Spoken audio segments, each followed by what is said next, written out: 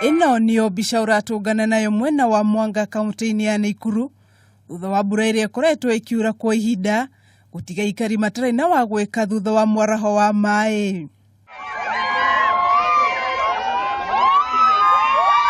Akĩarĩria andĩki a mohoro umwe wa Aikari na aria mahutĩtio nĩ mũtino ũyũ Monica Kariuki augĩte nĩ athamĩte mũciĩ wake thutha wa maaĩ kũingĩra mũciĩ-ini gwake. Watoto ninawaombea kwa kulala, kila nyumba yangu haina chochote.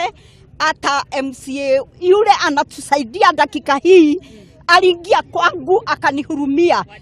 Wajefu, kila kitu ilibebwa na maji. Maji yote imejaa huko kwa ploti zangu. Hata wamehama. Choo zimeanguka. Choo imejaa maji. Aikari nĩ morĩtie thirikari ya kaunti na thirikari nene kũingĩrĩra nĩguo kũgirĩrĩria thĩna ũyũ kuona nginyanagia rĩu no mbura nini yurĩte na gũcũngĩrĩria hathara. Kweli tuko na shida ile yenyewe vile maji inaletwa kwetu.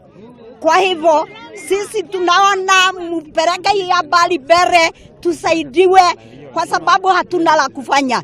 Hatuna chochote.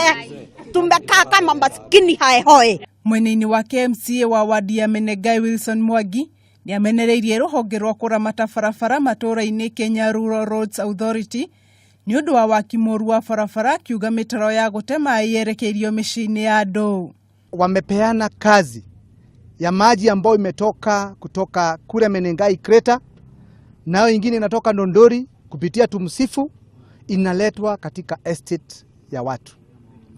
Swali ambao tunajiuliza ni je, wale wenye kuadhirika na hii maji serikali inataka kutufanya namna gani? Kambuni ya Quick Access Construction ni mahetwo wĩra wa guthondeka barabara ici werũ o hamwe na mitaro ya gũte maaĩ. Ngĩribotera Kameme TV, Njĩta Wanjikũ wa Wanjikũ.